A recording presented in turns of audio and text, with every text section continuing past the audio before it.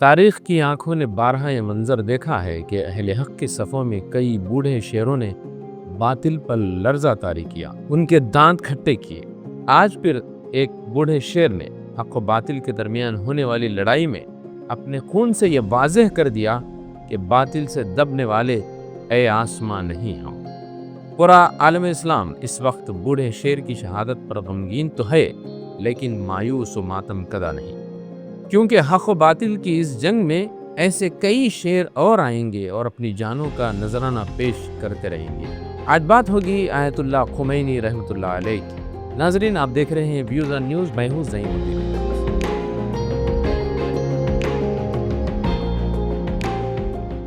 مشرق وسطیٰ کی سیاست میں ایران ہمیشہ سے ایک طاقتور کھلاڑی رہا ہے، جس کا مرکز صرف علاقائی اثر و رسوخ نہیں بلکہ ایک مکمل نظریاتی ریاستی ڈھانچہ بھی اس کے ساتھ ہے۔ اس ڈھانچے کے سب سے اہم ستون سپریم لیڈر آیت اللہ علی خامنائی تھے، جنہوں نے تقریباً 4 دہائی سے زائد عرصہ ایران کی قیادت کی۔ ایران، اسرائیل اور امریکہ کے درمیان پیدا ہونے والی جنگ، جس پر دنیا بھر کی نظریں اس وقت جمی ہوئی ہیں، اس بحران میں آیت اللہ علی خامنائی کی شہادت ایک انتہائی اہم تاریخی موڑ ثابت ہوگی۔ اس شہادت نے خطے کی سیاسی، عسکری اور معاشی کیفیت کو یکسر بدل کر رکھ دیا ہے۔ ناظرین، جانتے ہیں آیت اللہ علی خامنائی رحمۃ اللہ علیہ کی زندگی اور اس کے اثرات اس پورے ایرانی قوم پر کیا پڑے۔ آیت اللہ علی خامنائی 19 اپریل 1939 کو مشہد، ایران میں پیدا ہوئے۔ ان کا تعلق ایک دینی خانوادے سے تھا اور انہوں نے مقدس شہر قم میں تعلیم حاصل کی، جہاں انہوں نے فقہ، اصول فقہ اور مذہبی علوم میں مہارت حاصل کی۔ ان کے استادوں میں وہ بزرگ شامل تھے جنہوں نے انقلاب ایران کے نظریاتی بیج بوئے تھے۔ 1979 میں ایران کے شاہی نظام کے خلاف جو تحریک شروع ہوئی، خامنائی نے اس میں فعال کردار ادا کیا۔ وہ جیل گئے، گرفتاریوں اور مشکلات کا سامنا کیا اور آخرکار انقلاب کامیاب ہوا، جس کے بعد اسلامی جمہوریہ ایران کا قیام عمل میں آیا۔ انقلاب کے بعد خامنائی نے مختلف سیاسی مناصب پر خدمات انجام دی، جن میں وہ صدر ایران کا عہدہ بھی شامل تھا۔ 1981 سے 1989 تک وہ صدر رہے، جس دوران ایران عراق جنگ قائم تھی۔ وہ 1989 میں آیت اللہ خمینی کے انتقال کے بعد ایران کے سپریم لیڈر بنے اور اس عہدے پر وہ ہفتے تک فائز رہے، یعنی گزشتہ ہفتے تک، جس کے تحت نہ صرف ایران کے فوجی اور دفاعی ادارے بلکہ عدلیہ، خارجہ پالیسی اور داخلی نظم و نسق پر ان کا وسیع اختیار حاصل تھا۔ خامنائی رحمۃ اللہ علیہ ولایت فقیہ کے سب سے بڑے حامی تھے، یعنی ایک اعلیٰ فقیہ کو ریاستی قیادت کا حق دینے والا نظام۔ اسی تصور کی بنیاد پر ایران میں سپریم لیڈر کو بڑی قوتیں فراہم کی جاتی ہیں۔ فوج اور پاسداران انقلاب کا کنٹرول، عدلیہ اور حکومتی پالیسیوں کی منظوری، خارجہ پالیسی کا حتمی اختیار، یہ ساری چیزیں اس سپریم لیڈر کے تحت ہوتی ہے۔ ایران کی خارجہ پالیسی اور علاقائی حکمت عملی کا ڈیٹا بھی سپریم کورٹ کے دائرے اختیار میں آتا ہے۔ ایران کا علاقائی کردار اور اس کی خارجہ پالیسی کیا ہے، اس پر نظر ڈالتے ہیں۔ ایران نے مشرق وسطیٰ میں اپنے اثر کو بڑھانے کے لیے ایک مزاحمتی محور قائم کیا، جس میں حماس اور حزب اللہ جیسی تنظیموں کی مدد شام، عراق اور یمن میں اتحادیوں کی شکل میں شامل تھے۔ ایران کے جوہری پروگرام کو امریکہ اور یورپی ممالک نے سلامتی کے لیے خطرہ قرار دیا، جس پر پابندیاں عائد کی گئیں۔ امریکہ نے 2018 میں ایران جوہری معاہدہ ترک کر دیا، جس نے دونوں ممالک کے تعلقات میں مزید کشیدگی پیدا کر دی۔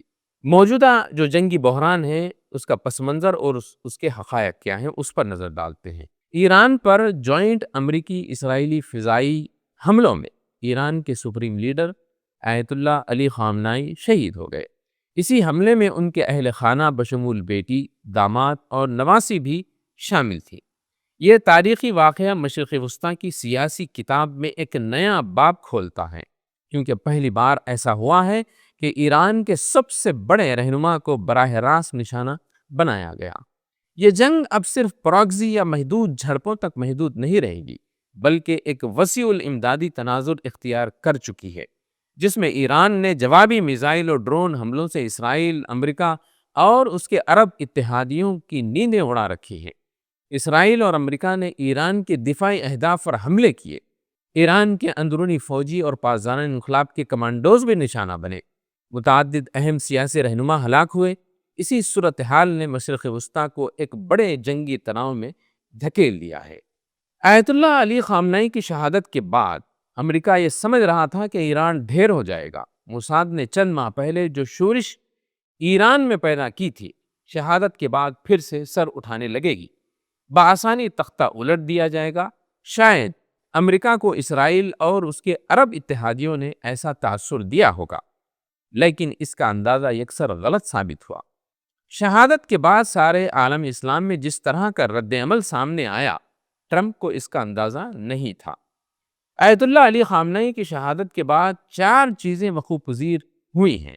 وہ 4 چیزیں کیا ہیں اس پر ایک نظر ڈالتے ہیں۔ پہلی یہ کہ ان کی شہادت نے سارے ایران کو ایک بار پھر متحد کر دیا۔ جو 4 مختلف وہاں پہ گروہ پائے جاتے ہیں، ان سب کو متحد کر دیا۔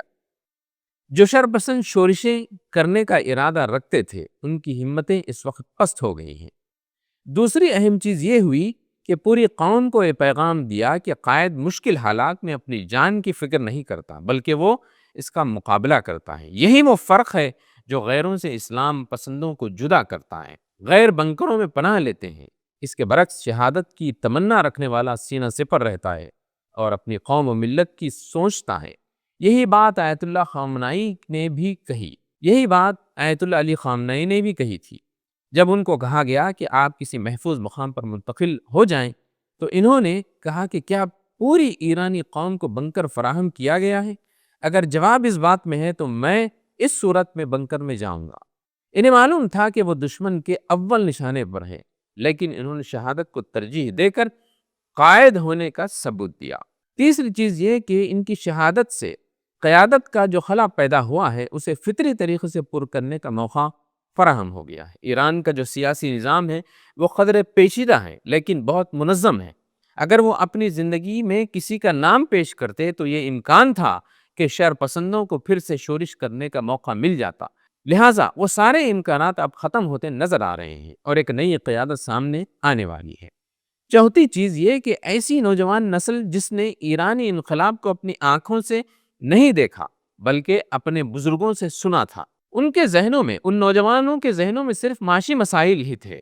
ان نوجوانوں کا ایک حصہ موجودہ حالات کا ذمہ دار خامنئی کو سمجھتا رہا ہے اور اپنے اصل دشمن کو نہیں پہچان رہا۔ خامنئی کی شہادت نے ان کے ذہنوں پر پردے جو پڑے ہوئے تھے اس کو چاک کر دیا، وہ پردوں کو اٹھا دیا۔ چیزیں ان کے سامنے روز روشن کی طرح صاف ہو گئی کہ ان کا اصل دشمن کون ہے۔ ایک اور بات ناظرین یہ کہ امت مسلمہ کے ذہنوں میں یہ واضح ہو گیا کہ امت مسلمہ کی قیادت اب عرب ممالک کے بس کی بات نہیں رہی۔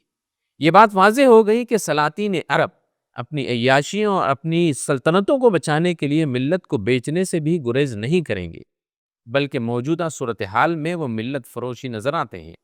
عالم اسلام کی نظریں اس وقت ایران کی طرف دیکھ رہی ہیں۔ عرض کردم این خب خیلی مسئله مهمی است. این جوانای شیعه و سنی بدانند که این چقدر مهمه. امروز از این اختلافات، از این دلخوری هایی که گاهی به وجود میاد، یا از این طرف یا از اون طرف، دشمنان دارن استفاده میکنن. ما باید جلو استفاده اینها رو بگیریم. این نمیشه مگر اینکه جوان شیعه، جوان سنی بدانند که این کاری که الان دارن میکنن، این هماهنگی و همزیستی و همکلامی و همدلی که بین اینها هست، این خیلی چیز بزرگی است. این بزرگترین حربه است بر ضد دشمن۔ ذاتی طور پر مجھے اس بات کا شدید صدمہ پہنچا کہ اس پورے معاملے میں ترکیہ کا کردار انتہائی مایوس کن رہا۔ میں سمجھ رہا تھا کہ ترکیہ عالم اسلام میں ایک قائدانہ کردار ادا کرے گا، لیکن مسئلہ فلسطین اور پھر اب ایران کے معاملے میں اس نے انتہائی مایوس کن رویہ اختیار کیا ہے۔ ناظرین، سننے میں یہ بھی آ رہا ہے کہ امریکہ اور اسرائیل نے جو اسکولی بچوں پر بمباری کی وہ ترکی ایئر بیس سے ہی کی ہے۔ لہٰذا یہ ثابت ہو گیا کہ وہ بھی قائدانہ کردار ادا کرنے کے اس وقت قابل نہیں رہا۔ یہ جنگ اب صرف ایک علاقائی تنازع نہیں رہی بلکہ ایک عالمی مسئلہ بن گئی ہے۔ عالمی سطح پر اس کے اثرات پڑنے والے ہیں اور پڑ رہے ہیں۔ آیت اللہ علی خامنہ رحمۃ اللہ علیہ کی شہادت نے خطے کی سیاست کو ایک نئے موڑ پر لا کر کھڑا کر دیا ہے۔ ایران کی خارجہ پالیسی نئے رہنماؤں کے ہاتھ میں آ گئی ہے۔ امریکہ، اسرائیل اور ایران کے تعلقات مزید کشیدہ ہوں گے۔ عالمی معیشت اور توانائی کے بازاروں پر اس کے گہرے اثرات مرتب ہوں گے۔ امریکہ کے لیے جنگ گلے کی ہڈی ثابت ہوگی۔ صاف نظر آ رہا ہے کہ وہ اس جنگ میں پھنس چکا ہے۔ امریکہ کے 3 بڑے رہنماؤں کے 3 مختلف بیانات اس بات کی تصدیق کرتے ہیں کہ وہ نہ چاہتے ہوئے بھی اس جنگ میں کود پڑا ہے۔ صدر ٹرمپ ایک بیان دے رہے ہیں، نائب صدر جے ڈی وینس اس کے برعکس بیان دے رہے ہیں۔ اسی طرح مارکو روبیو نے یہاں تک کہہ دیا کہ امریکہ کو اسرائیل نے جنگ میں گھسیٹا ہے۔ بہرحال ایسا لگتا ہے کہ امریکہ خود اس جنگ سے متعلق کنفیوژن کے شکار ہے۔ ایران نے جس شدت کے ساتھ جوابی کارروائی کی ہے، اس سے تو یہی ظاہر ہوتا ہے کہ یہ جنگ پورے عالم پر غیر معمولی حالات پیدا کرے گی۔ یہ کہنا غلط نہ ہوگا کہ اس جنگ کی وجہ سے دنیا ایک نئے جغرافیائی اور سیاسی باب میں قدم رکھ چکی ہے۔ تو ناظرین، یہ تھا آج کا ویوز آن نیوز۔ پھر ہوگی ملاقات کسی نئے موضوع کے ساتھ۔ خدا حافظ۔